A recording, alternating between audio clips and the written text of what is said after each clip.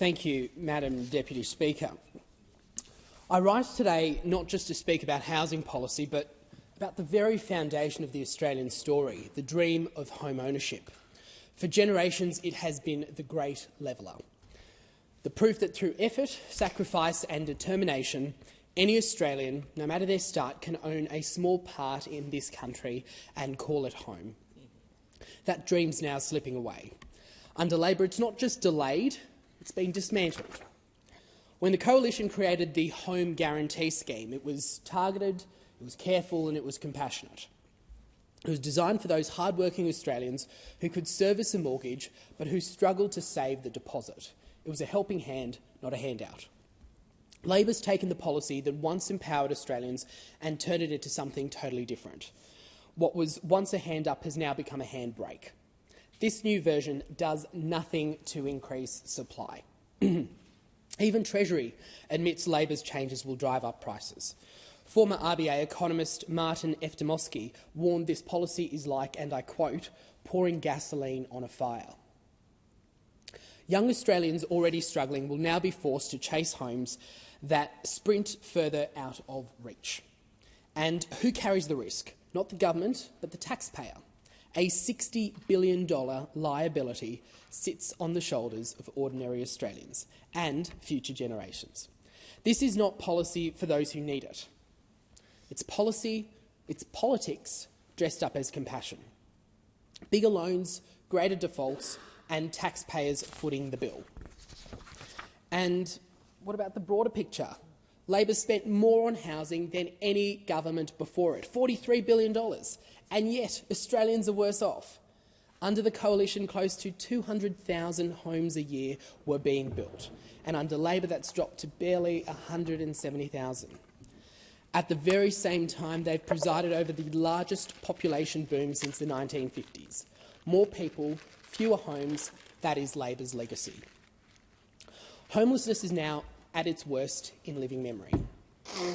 Services report surging demand, especially among women and girls. And very recently I had the opportunity in my electorate to visit a place in Burleigh and meet with Rosies, who do fantastic work in our community, providing food and speaking to people who are homeless and who are struggling, those people who are seeing the brunt of this housing crisis.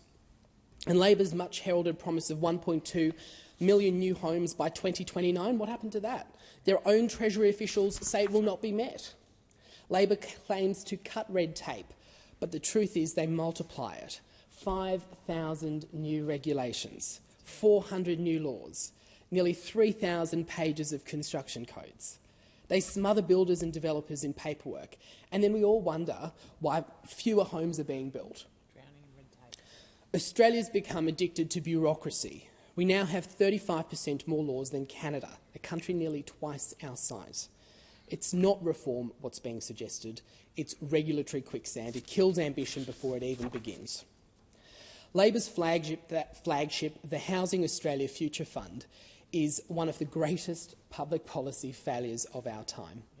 $10 billion taxpayer dollars tied up in a fund, yet no one can tell us how many homes it has actually built. At one moment, the minister says 2,000 homes. At another, the finance minister admits 0. At Senate estimates, we discover Labor's not even building homes, they're buying them. They're competing with Australians at auctions, driving up prices. It's a policy so absurd you could not script it. Perhaps most concerning is where Labor's housing dream truly lies. It's not with families, but it's with big super funds, often that are tied up or owned by the CFMEU. Labor wants Australians to rent homes owned by unions, not own homes themselves. They've gone to extraordinary lengths to hide correspondence showing super funds lobbying to weaken transparency rules. And when questioned, the Treasurer blocked the Senate from seeing the truth. And what will happen if big super dominates the housing market? What will happen? Rents will rise, choice will fall, and ordinary Australians will find themselves tenants in a country where they once could have been owners. Yes. And that takes us to the CFMEU, a union dripping in corruption, now expanding into residential housing. Independent estimates say their involvement inflates construction costs by 30%. That is a tax on every new apartment, every new build and every young Australian's dream. The Coalition's put forward a bill to keep taxpayer money out of the CFMEU's hands, but Labor won't support it. Why? Because to them, ideology trumps integrity. This is where the Coalition's different. We don't just oppose Labor's failures, we offer a vision.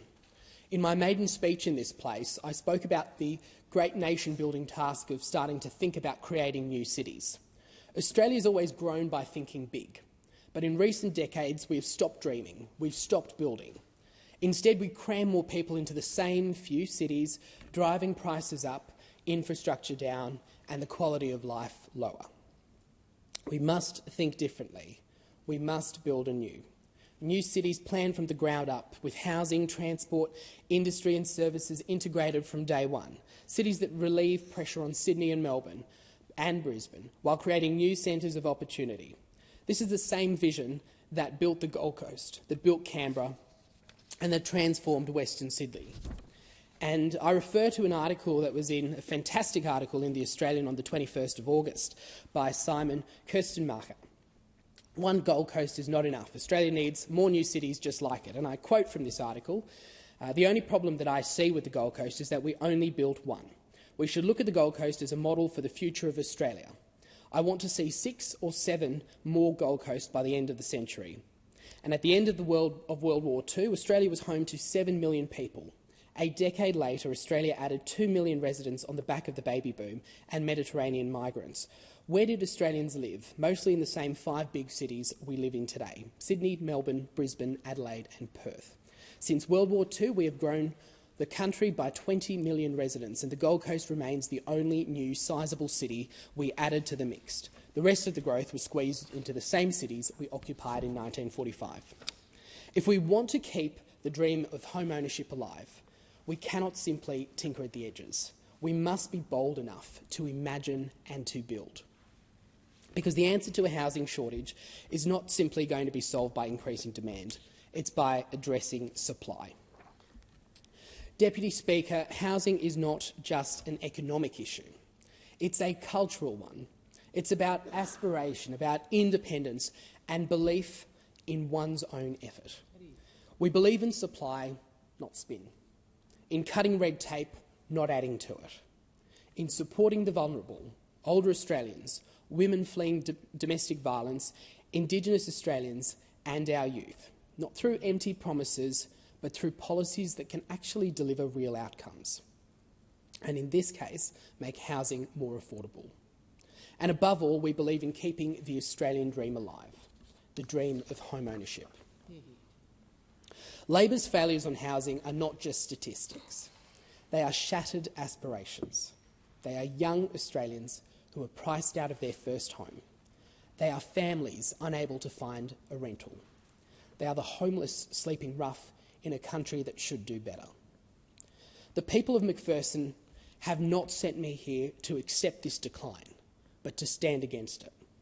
The Coalition will fight for a future where effort is rewarded, where supply meets demand, and where Australians own their homes, not unions, not super funds, and not the government. Because housing is more than shelter. It's the foundation of family, the foundation of community, and the foundation of independence, and it must never be surrendered.